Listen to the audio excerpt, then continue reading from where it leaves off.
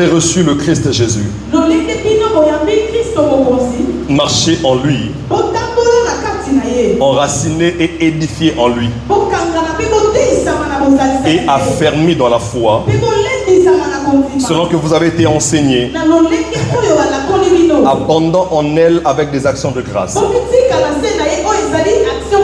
Pendant plusieurs semaines, nous avons parlé du réveil spirituel par l'intercession.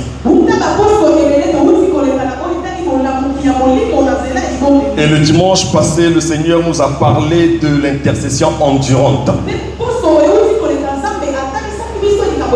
Lesquels ont été bénis par ce message.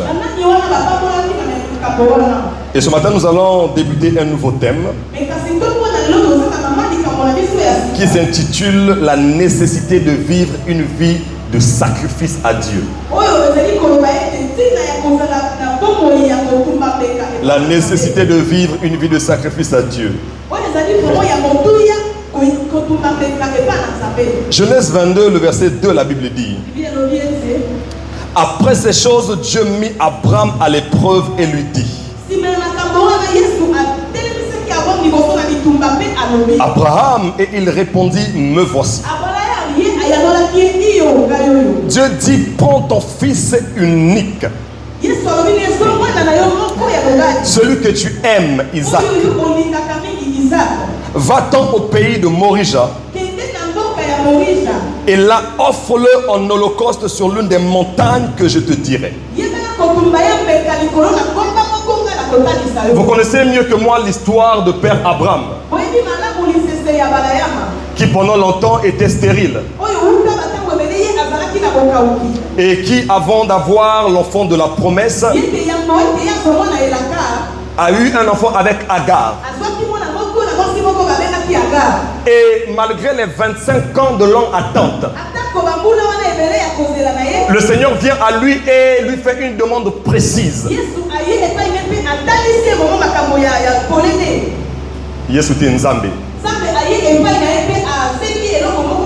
C'est comme si Dieu veut dire: je sais que tu as aussi Ishmaël, mais je sais que Ishmaël ne représente rien pour toi. Et je sais que Isaac t'est cher. Et donc prends ton fils Isaac.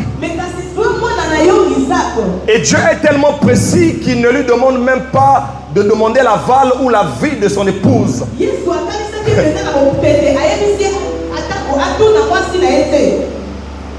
Il dit: va au pays de Morija. Il lui montre le pays. Mais ensuite, Dieu n'est pas précis dès le départ en ce qui concerne la montagne. Il dit: offre-le en holocauste sur l'une des montagnes que je te dirai. En d'autres termes, c'est le premier pas d'obéissance. Le deuxième pas d'obéissance qui vont me permettre ensuite de te déballer le reste du plan. Donc tu prends Isaac, tu vas dans le pays de Morija, et c'est quand tu arrives là-bas que je te montre la montagne. Bien aimé, notez que quand on entre en contact avec un esprit, il faut comprendre la volonté de cet esprit et son mécanisme de fonctionnement. Que ce soit dans le monde de lumière, que ce soit dans le monde de ténèbres. Lorsque tu veux opérer avec un esprit, il faut comprendre la volonté de cet esprit. C'est pourquoi nous qui sommes illuminés et n'ignorons pas les plans du diable,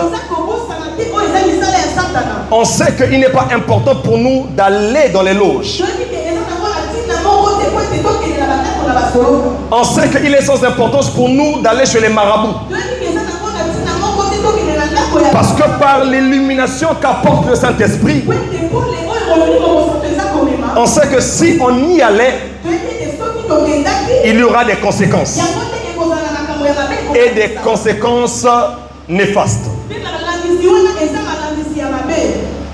Et pour aller loin avec le Saint-Esprit, nous devons comprendre la nécessité de vivre une vie de sacrifice. Si tu veux opérer avec Dieu à des niveaux très élevés, tu dois comprendre que Dieu exige de toi des sacrifices. Bouge ton voisin de droite, dis-lui, Dieu attend de toi des sacrifices. Un sacrifice est une offrande de grande valeur présentée à Dieu ou à un être spirituel. Notez très bien cette précision. La valeur du sacrifice n'est pas définie par le sacrificateur. Ce n'est pas celui qui fait le sacrifice qui détermine la valeur du sacrifice. Mais c'est celui qui agrée le sacrifice qui détermine la valeur du sacrifice.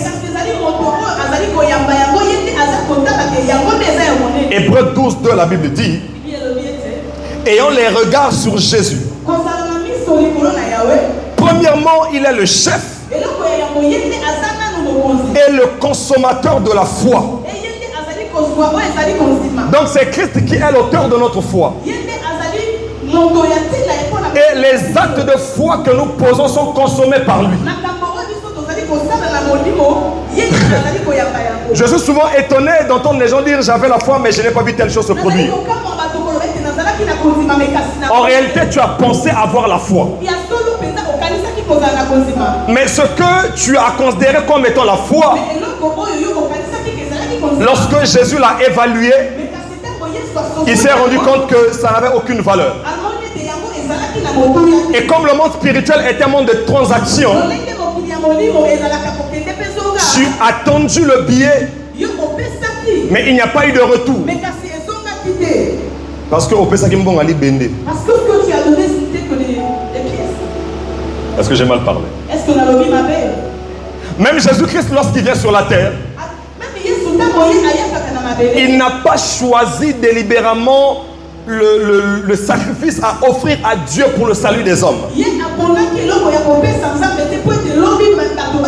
C'est le Père qui lui a imposé la nature et la qualité du sacrifice. Hébreux 10, les versets 4 à 7. La Bible dit: car il est impossible que le sang des taureaux et des boucs ôte les péchés.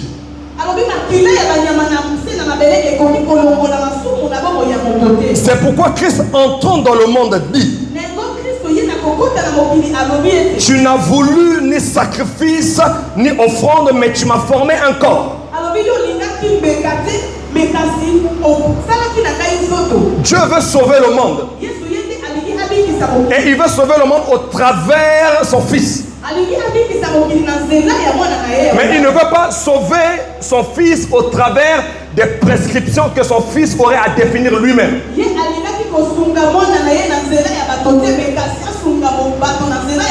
Au ciel, on appelait son fils, ou on appelle la parole. Et il lui a dit: pour que tu sauves l'humanité, tu ne descendras pas simplement comme la parole, mais je te forme un corps. Et c'est avec le corps qui te sera donné que tu vas offrir un sacrifice agréable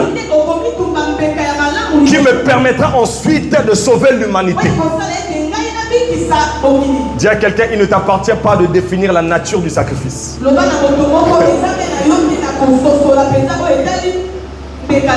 Donc quand vous voyez l'homme de Dieu dire: est-ce qu'il y a des personnes qui ont tel montant?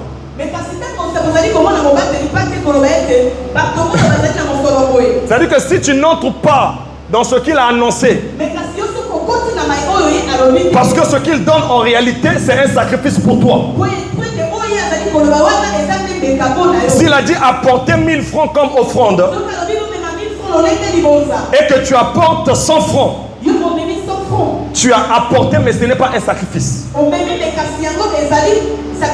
Parce que c'est Dieu qui détermine, qui définit le sacrifice.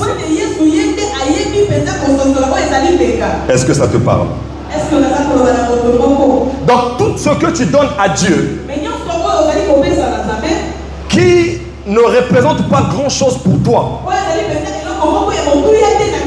Tu as donné à Dieu, mais aux yeux de Dieu, ce n'est pas un sacrifice.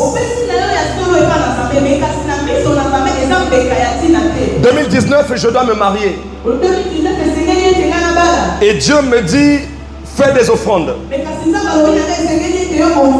Et j'entends clairement sa voix. Il me dit, vide ton compte. Je me suis dit que c'était la seule fois où je devais le faire. Mais il m'a demandé cela pour la deuxième fois. Puis la troisième fois. Et la quatrième fois, c'était en novembre.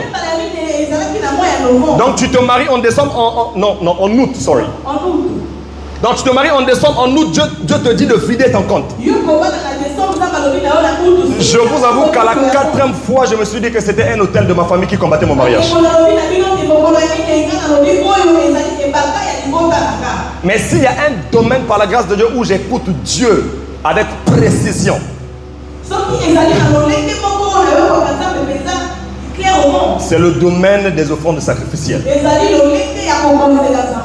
Et quand j'ai vidé mon compte pour la quatrième fois, quand nous sommes entrés au mois de septembre, le ciel s'est ouvert sur mes finances. Regardez, 30 personnes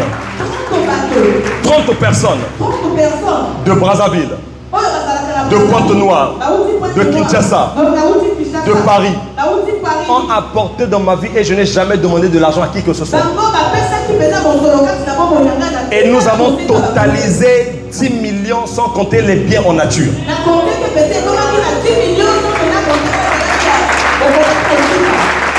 Dis à quelqu'un le sacrifice.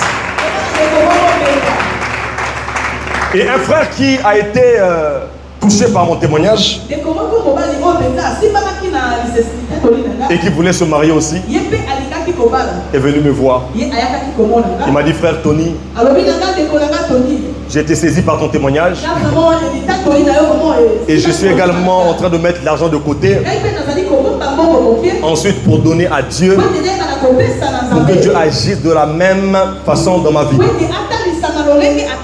Je le dis, avec Dieu ça ne marche pas comme ça. Tous ceux qui sont conduits par l'Esprit de Dieu sont fils de Dieu. Ce n'est pas parce qu'il a fonctionné avec moi de cette façon-là qu'il te demandera également de fonctionner de la même façon. Et dans ma vie, il a fait pour un but. J'avais la peur du lendemain. Et Dieu, pour traiter ce problème, il m'a fait vider mes comptes. En fait, il a enlevé ma confiance dans l'argent que j'avais, afin que ma confiance soit basée uniquement sur lui et sur lui seul. Alléluia. Dis à quelqu'un, il ne t'appartient pas de définir la nature du sacrifice.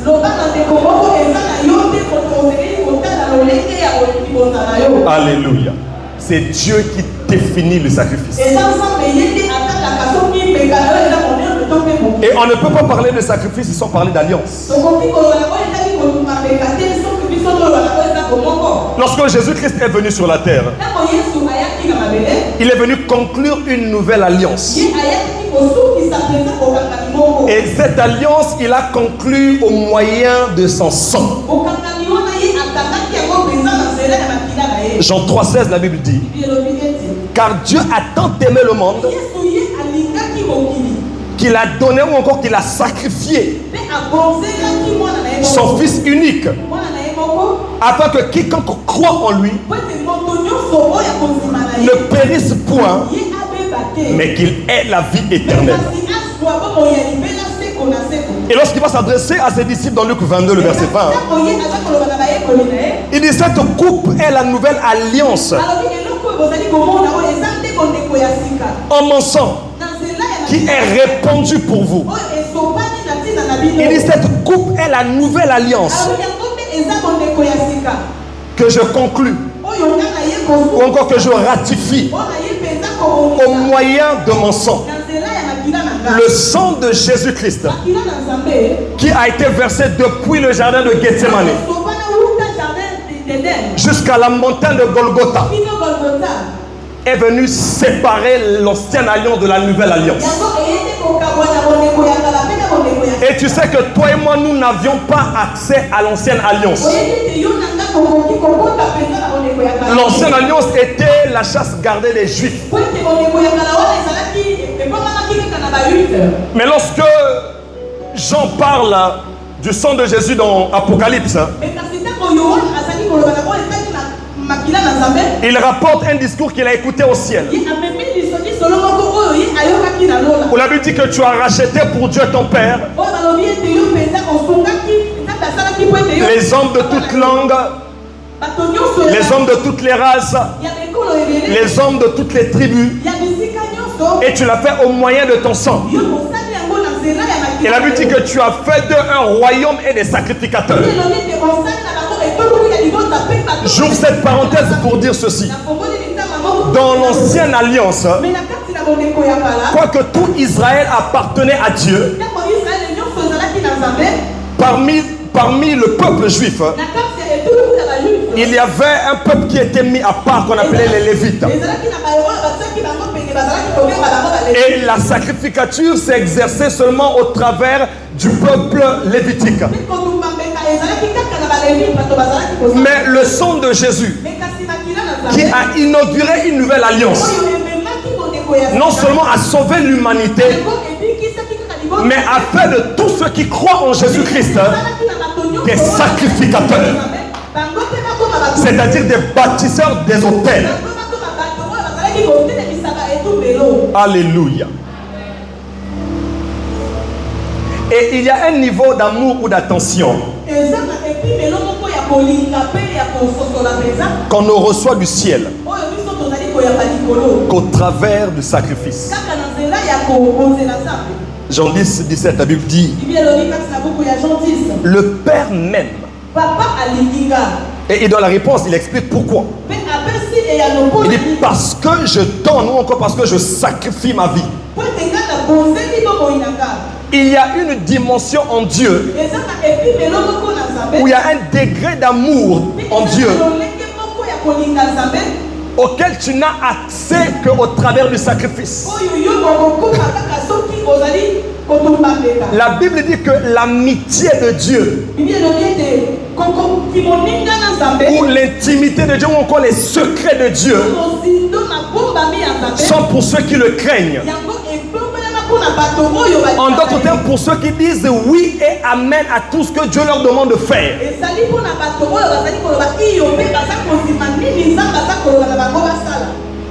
Qu'est-ce qu'une alliance? Pour ceux qui notent, une alliance est un accord sacré. C'est un lien que l'on établit entre deux ou plusieurs parties. Je sais qu'il y a des juristes dans la salle, je vais apporter des précisions tout à l'heure. Il y a une différence entre un simple contrat et puis une alliance. Une alliance est plus qu'un contrat.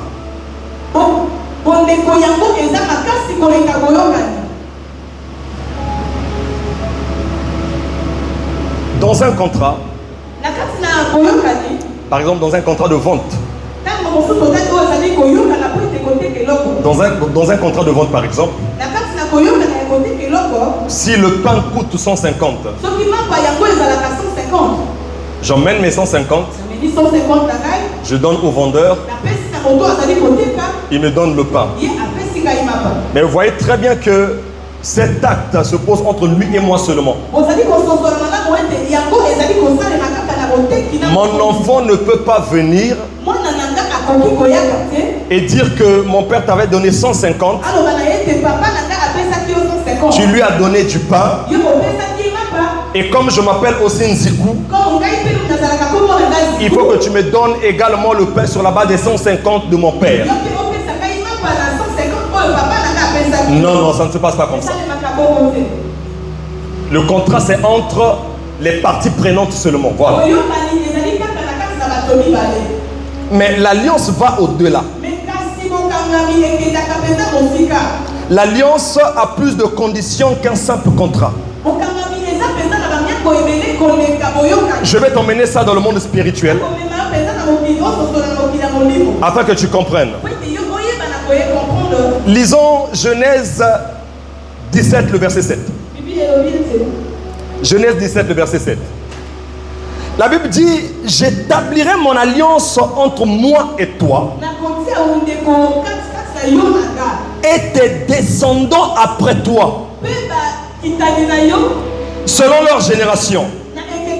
Ce sera une alliance perpétuelle, que quelqu'un dise une alliance perpétuelle, en vertu de laquelle je serai ton Dieu et celui de ta postérité après toi. Je te donnerai et tes descendants après toi le pays que tu habites comme étranger. Tout le pays de Canaan en possession perpétuelle, et je serai leur Dieu. Je vais lire également la version du semeur qui dit ceci: je maintiendrai éternellement mon alliance avec toi, puis avec ta descendance après toi, de génération en génération. En vertu de cette alliance, je serai ton Dieu et celui de ta descendance après toi. C'est très dangereux ce que Dieu est en train de dire à Abraham. C'est très dangereux. Il est en train de dire à Abraham, nous sommes en train de conclure une alliance. Ta femme n'est pas là. Tes enfants vivants ne sont pas là. Tes enfants à naître ne sont pas là. Tes petits-fils ne sont pas là. Tes arrière-petits-fils ne sont pas là. Mais l'alliance qu'on va sceller aujourd'hui va affecter également leur vie. Les clauses qu'on arrête aujourd'hui s'appliquera également à eux. Donc une alliance comporte des clauses dangereuses. L'alliance n'est pas comme un contrat d'adhésion. Donc lorsque tu nais, on ne demande même pas ton avis. Donc la vie postérieure des descendants d'Abraham ne compte pas. Il dit, je serai ton Dieu et le Dieu de tes descendants après toi. Et c'est là où beaucoup d'entre nous avons eu ou avons des problèmes dans plusieurs domaines de notre vie. Quelques-uns de nos parents ou de nos ascendants ou même de nos aïeux ont contracté des alliances avec des esprits mauvais. Au travers de certaines alliances, les esprits disaient à nos ascendants, comme tu es entré en contact avec moi, quiconque portera ton nom jusqu'à 35 ans, si c'est une femme, elle ne peut pas se marier. Jusqu'à 40 ans, elle ne peut pas se marier.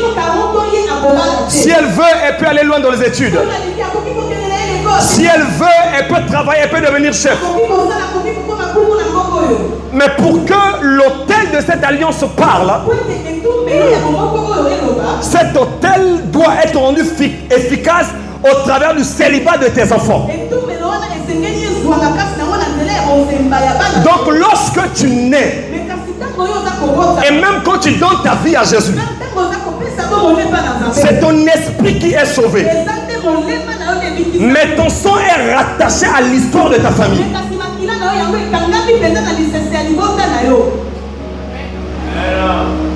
C'est pourquoi, quoi qu'ayant donné ta vie à Jésus, tu as des batailles.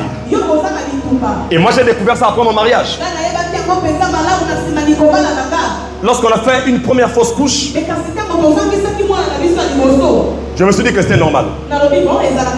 Après la deuxième fausse couche, ça a commencé à m'interpeller. Et nous sommes assis avec mon épouse. Et là, elle me raconte que sa mère également avait fait des fausses couches dans le mariage. Et je fais une analyse de mon environnement familial. Ma mère m'a eu avant de se marier. Il n'y a pas eu de problème. Mon petit frère est né avant qu'elle ne se marie, il n'y a pas eu de problème. Mais dès qu'on l'a dotée, elle a commencé à faire des fausses couches. Donc l'arrière-plan de ma famille et de la famille de ma femme réclamait notre progéniture. Regardez, et cela est un droit légal qui est donné à Satan. Tous les esprits qui opèrent dans nos vies ne sont pas illégaux. Il y a des esprits qui ont eu un droit d'accès légal au travers de nos aïeux. Et je vais t'expliquer ça.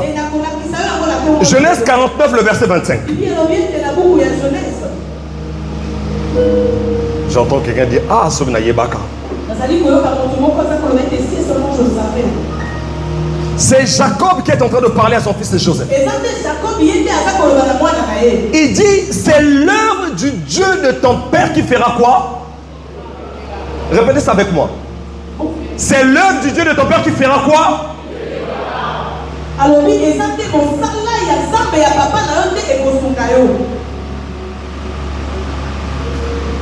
Mais Jacob ou Joseph a l'avantage. Il a l'avantage d'avoir pour père Jacob. Joseph, il a l'avantage d'avoir pour père Jacob. Pour grand-père Isaac. Et pour arrière-grand-père Abraham. Mais la question que tu dois te poser ce matin, quels sont les dieux qu'ont servi tes grands-parents? Ce passage établit une réalité spirituelle. Et la version du Semeur dit ceci. Il dit, oui, le Dieu de ton père viendra à ton secours. En d'autres termes, le Dieu de ton père viendra sur toi comme une couverture. Donc si tes grands-parents ont servi avec les esprits des eaux, dès que tu nais, les esprits des eaux commencent à te réclamer. Si tes grands-parents ont servi les esprits, je sais pas moi, de prostitution, tu aimes Dieu mais tu luttes avec le péché sexuel. Il dit, le Dieu de ton père viendra à ton secours. Même dans le domaine du travail. Donc si vos arrière-grands-parents avaient livré votre vie au chômage, je ne suis pas allé jusqu'au doctorat. Lorsque tu commences à chercher le travail, le Dieu de ton père vient à ton secours. Donc c'est un esprit de chômage qui vient s'attacher à ta vie. Que quelqu'un dise aïe. Il dit ensuite, c'est l'œuvre du Tout-Puissant qui te bénira des bénédictions des cieux en haut.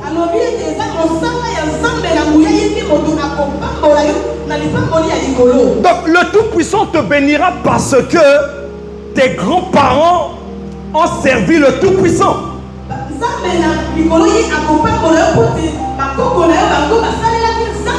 Donc si l'arrière-plan de ta famille est livré à Satan, ce sont ces esprits qui viendront te montrer. Chaque fois que tu veux aller loin, ils te réclament pour la pauvreté. Si entreprends, tu as plusieurs entreprises, mais tes finances n'arrivent jamais à combler tous tes besoins. C'est l'esprit de pauvreté qu'a servi ton grand-père qui te réclame.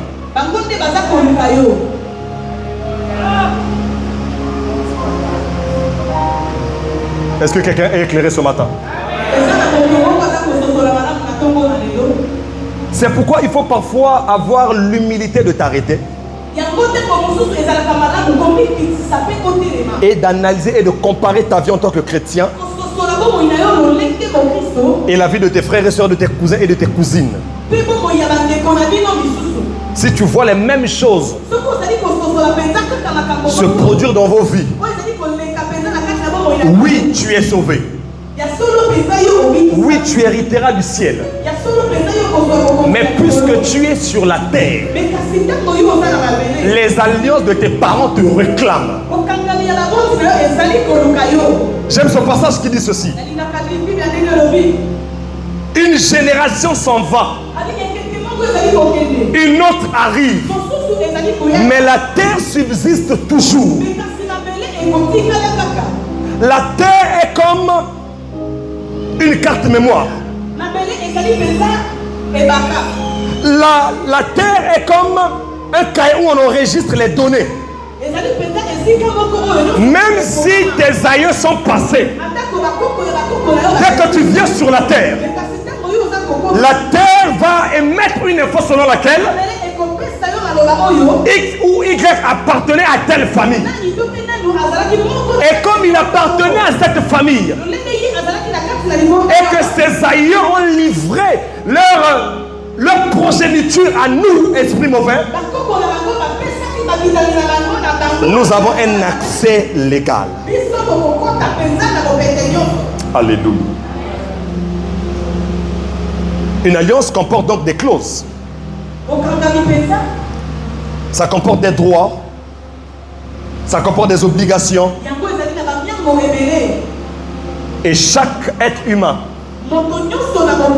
qui entre en alliance avec un esprit, il doit ensuite être au service de cet esprit.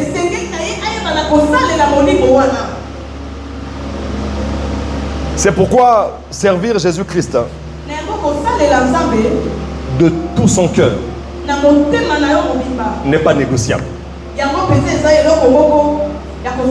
Quand tu as donné ta vie à Jésus, oui, tu iras au ciel. Mais si tu ne livres pas ta vie comme un sacrifice, même les choses que Dieu a annoncées sur ta vie, tu ne vas pas les vivre. Parce que tu seras combattu par les alliances que tes grands-parents ont contractées. Est-ce que j'ai mal parlé? Vous connaissez l'histoire du riche et du pauvre Lazare? Vous connaissez l'histoire? Mais le pauvre Lazare, il va au ciel. Mais pourquoi il n'a pas pu s'enrichir sur la terre? Donc ça te montre que tu peux hériter du ciel et ne pas avoir accès à la prospérité qui est dans le royaume à cause des alliances qui te réclament. Je connais quelqu'un et j'aime profondément cette personne. Mais cette personne souffre du froid et du chaud. C'est ce que vous dites, non? C'est ça? Il est instable. Mais extrêmement instable. Vous pouvez vous entendre sur quelque chose aujourd'hui. Parfois c'est lui qui fait la proposition. On va faire ceci, on va faire cela. Il sait commencer, il ne sait pas finir. Parce qu'il y a une loi dans sa famille qui dit que tout ce que tu commenceras, tu ne vas pas l'achever.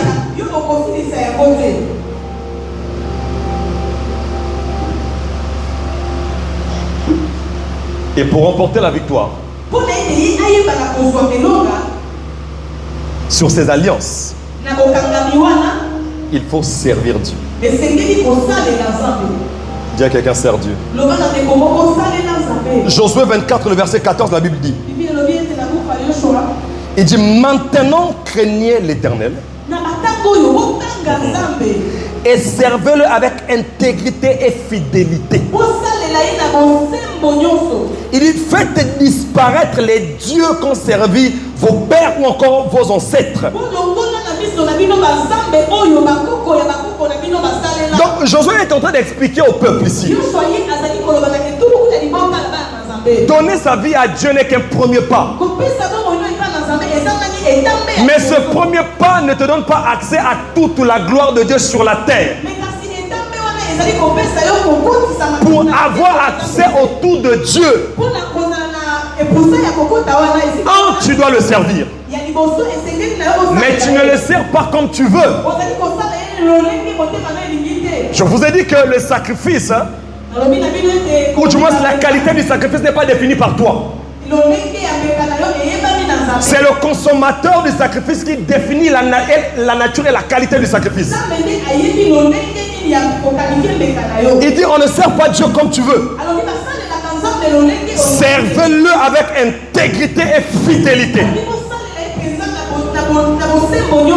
Donc si tu es ici ce matin à l'église,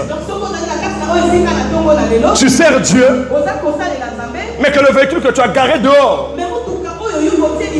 tu l'achètes avec l'argent que tu as volé au trésor. Tu sers Dieu, mais les autels de ta famille continuent à agir dans ta vie parce que tu sers Dieu avec les mécanismes du monde.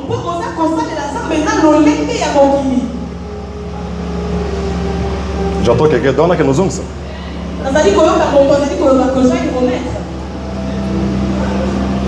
Si je te réponds, tu vas me lapider. La Bible dit faites disparaître les dieux qu'ont servi vos pères. Le verset 15 dit et si vous ne trouvez pas bon de servir l'Éternel, choisissez aujourd'hui qui vous voulez servir. Ou les dieux que servaient vos pères, vos ancêtres, ou les dieux des Amoréens dans le pays desquels vous habitez. Il dit ceci. Vos pères ont servi des dieux. Donc tu as le choix. Soit au soit tu deviens un sorcier commun, ou au Salatikumbi, ça c'est chez les Vili.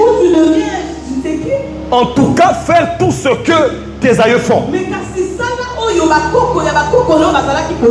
Il leur donne même une deuxième option. C'est-à-dire que si tu penses que les pratiques de tes aïeux ne sont pas bonnes, va servir les dieux des Amoréens.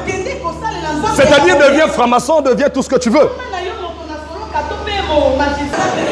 Nous ne servirons pas les dieux étrangers. Nous ne servirons pas les dieux de nos aïeux. Mais nous servirons l'Éternel. Est-ce que tu peux acclamer Jésus?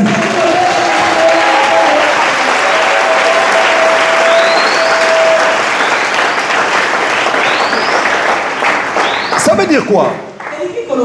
Ça veut dire que si je vais servir l'Éternel, je sers Dieu dans ses exigences. Et ces exigences sont contenues premièrement dans le livre. Regardez ce que le maître dit dans Jean 12, 26. Il dit si quelqu'un me sert, qu'il me suive. Donc il y a des gens qui prétendent servir Dieu, mais qui ne suivent pas Dieu. Même au travers de son habillement, tu sais qu'il représente une autre civilisation. Il ne représente pas le royaume. Comment tu peux être sœur? Tu prétends servir Dieu. Et chaque fois que les hommes saints comme nous voulons te regarder, on est obligé de détourner notre visage.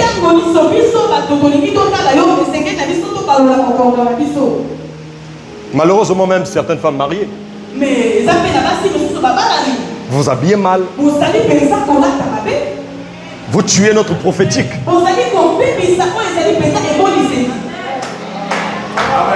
Acclame bien Jésus.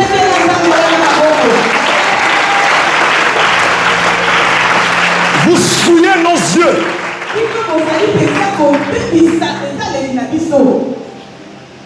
J'ai entendu un frère dire, la femme écoute un moment, on a dit que sera l'attaque.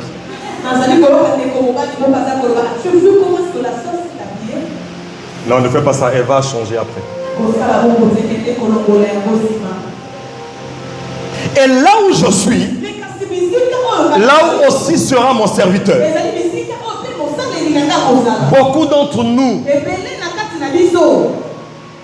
nous ne sommes pas avec Jésus-Christ.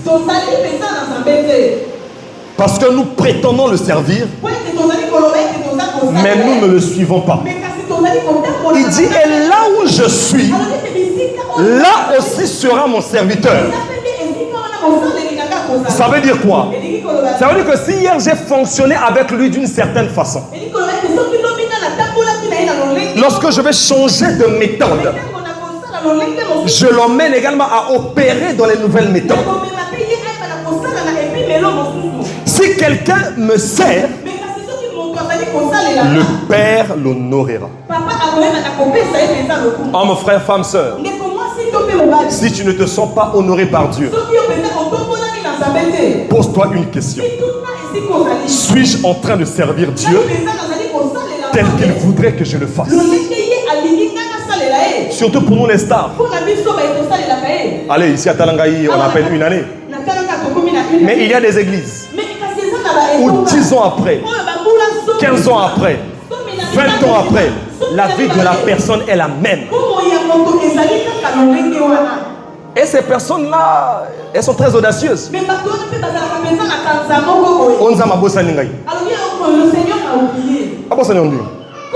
Il te demande de faire des choses que tu ne fais pas.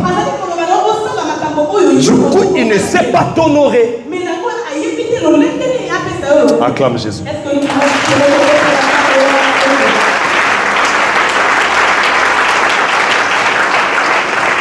Romains 12, le verset 11. La Bible dit, ayez du zèle et non de la paresse. Il dit, soyez fervents d'esprit. Servez le Seigneur. Lorsque tu t'engages dans un département, sers Dieu avec zèle. Pasteur Azala ou Azalate, qu'un responsable soit là ou pas, c'est pas le pasteur qui t'a sauvé, c'est pas le responsable qui t'a sauvé, c'est Jésus qui t'a sauvé. Et c'est le Jésus qui t'a sauvé là que tu es en train de servir. Qu'on te reconnaisse ou pas, fais ce que tu as à faire pour honorer le Dieu qui t'a sauvé. Il dit, ayez du zèle. Colossiens 3, 23. Colossiens 3, 23. La Bible dit, tout ce que vous faites, faites-le de bon cœur, comme pour le Seigneur et non pour les hommes, sachant que vous recevrez du Seigneur l'héritage pour récompense. Servez Christ, hein, le Seigneur. Dans tout ce que tu fais pour Dieu, même les offrandes, fais-le avec ton cœur. Et si tu ne veux pas le faire, pour te dire voilà, il faut. Non, tu dois le faire avec ton cœur. Même l'offrande que tu as emmenée ce matin. Si tu as emmené cela avec des murmures, commence déjà à te repentir. Dis Seigneur, que mon sacrifice ce matin te soit agréable. Si tu te dis, oh, pasteur, peut-être à quoi d'amène bon mon angaï. Si tu te dis que le pasteur bouffera mon argent. Réponds-toi. Aïe, nous sommes très bien éduqués. On ne touche pas à l'argent. Alléluia. Ça fait une année qu'on est ici. Le 30 septembre. Je n'ai jamais pris un seul franc de l'argent de l'église. Et je ne le ferai jamais. Parce que l'apôtre Yves nous a appris à servir Dieu avec nos biens. On ne vient pas à l'église pour prendre des âmes. On vient pour donner. Alléluia. Dans une alliance, Chaque partie doit renoncer à elle-même pour faire le plaisir de l'autre. Et chaque partie doit donner le meilleur de lui-même.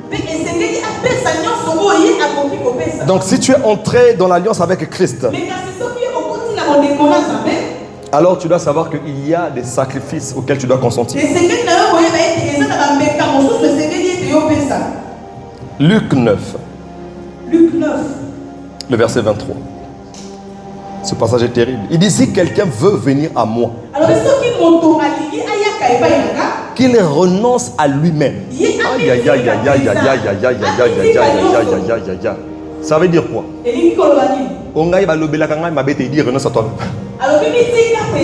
Hein, Uriel? Au moins on ne me parle pas d'une certaine façon. Il dit renonce à toi-même. Au moins un homme ne peut pas me parler d'une certaine façon. Donc il fallait rester célibataire. Il dit renonce à toi-même. Je l'ai dit ici une fois. Quand tu te maries et que ton mari te parle d'une certaine façon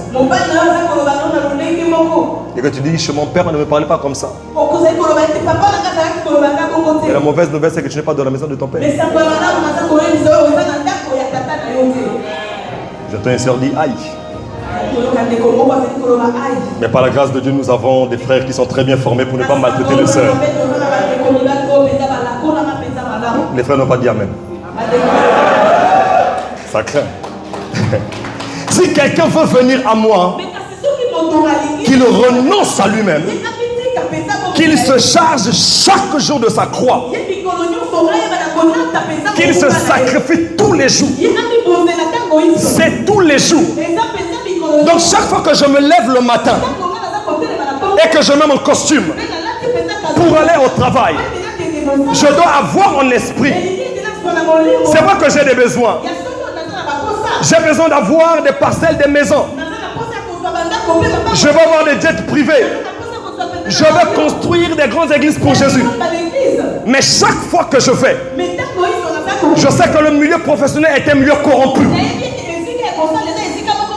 Quand on me propose des raccourcis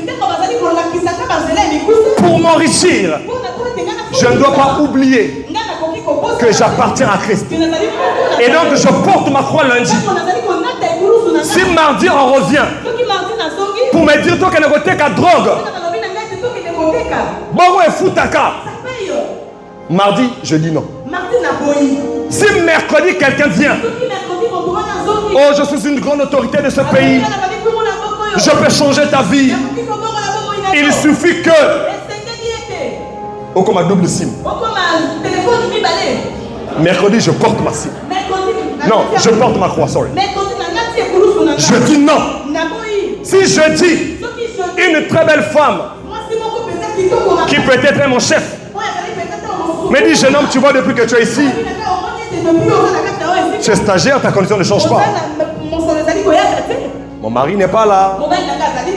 Mes enfants sont en voyage. Est-ce que tu pourrais passer cette nuit avec moi?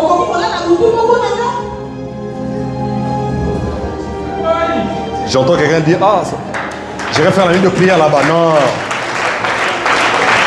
Tu portes ta croix en disant non.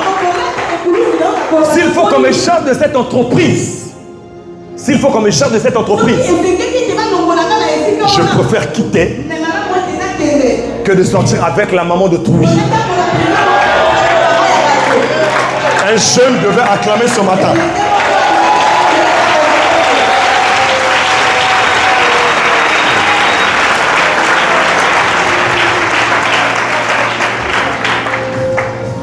iPhone 16 est bimi, non? iPhone 16 est à la rue. Hein, 16. C'est encore un autre problème qu'on vient de déposer dans nos vies comme ça. Parfois le fiancé, il est encore étudiant. Et vous savez que la bourse ne passe plus. Oh, tiens mon gars, pression. Mais tu mets la pression. Et pendant que tu lui mets la pression, il y a un fils du diable qui te propose l'iPhone 16. Et là tu dis, ah c'est que c'est Dieu qui m'a béni. Non, Dieu ne t'a pas béni. Le frère qui a dit ça, c'est comme là on dirait. Hein. Tu portes ta croix tous les jours. Il dit chaque jour, et qu'il me suive. En d'autres termes, quand tu ne portes pas ta croix, tu as arrêté de suivre Jésus. Il dit car celui qui voudra sauver sa vie, ou encore celui qui refusera de sacrifier sa vie, la perdra. Mais celui qui la perdra à cause de moi, la sauvera. Alléluia. Et j'aime ce que l'apôtre Paul dit dans Ephésiens 5, le verset 1. Il dit devenez donc les imitateurs de Dieu comme des enfants bien-aimés et marchez dans l'amour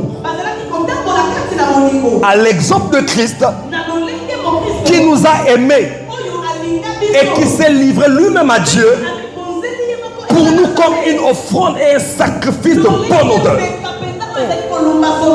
Donc ici il te montre que même marcher dans l'amour est un sacrifice.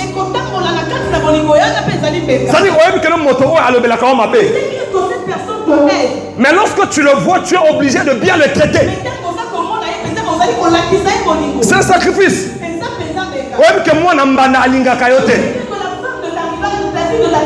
Tu le berges chez toi. Quand tu vas chez sa mère ou chez son père, ça mène le désordre dans ton foyer. Dieu dit, tu dois marcher dans l'amour. Si tu commences à maltraiter cet enfant, tu cesses de porter ta croix.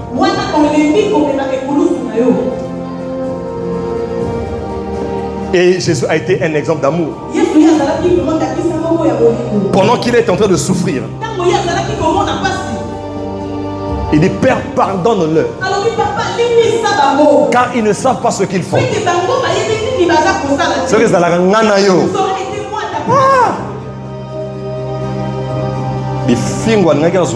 cette façon de l'insulter.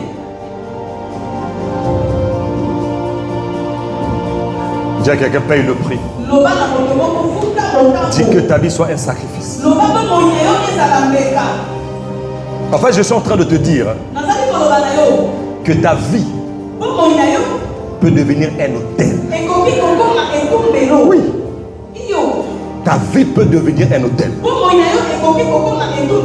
Et quand tu refuses de marcher dans l'amour, vous savez que dans le monde spirituel, il n'y a pas un camp neutre. Où tu marches avec Dieu pour le glorifier, où tu as cessé de marcher avec Dieu et tu glorifies Satan. Est-ce que Dieu a parlé à quelqu'un ce matin?